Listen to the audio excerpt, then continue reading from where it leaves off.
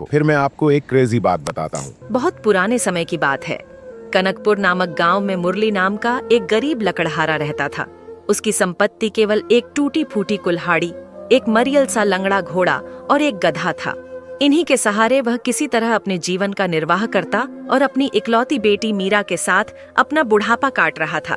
एक दिन उसने लकड़ियों का गट्ठर तैयार किया और अपने घोड़े पर लाद कर बाजार की ओर चल पड़ा। मन ही मन उसने सोचा कि यदि लकड़ियां अच्छे दामों पर बिक गईं, तो वह अपनी बेटी के लिए कुछ सुंदर वस्तु अवश्य लेकर आएगा। बाजार पहुंचकर वह ग्राहकों को आवाज देने लगा। काफी देर बाद एक धनी व्यक्ति की दृष्टि उस पर पड़ी। वह मन ही मन सोचने लगा कि यह बूढ़ा तो भोला प्रतीत होता है, इसे आसानी से ठगा जा सकता है।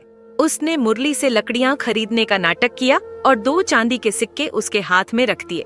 सौदे की शर्त में उसने चालाकी से यह जोड़ दिया कि लकड़ियां जैसी हों वैसी ही उसे मिलेंगी। भोलेपन में मुरली ने यह मान लिया, किंतु जैसे ही उसने घोड़े से लकड़ियां उतारनी चाहीं, धनी ने उसे रोक दिया और कहा कि सौदे की शर्त के अनुसार लकड़ियों के साथ घोड़ा भी उसी का हो गया है। मुरली हतप्रभ रह गया।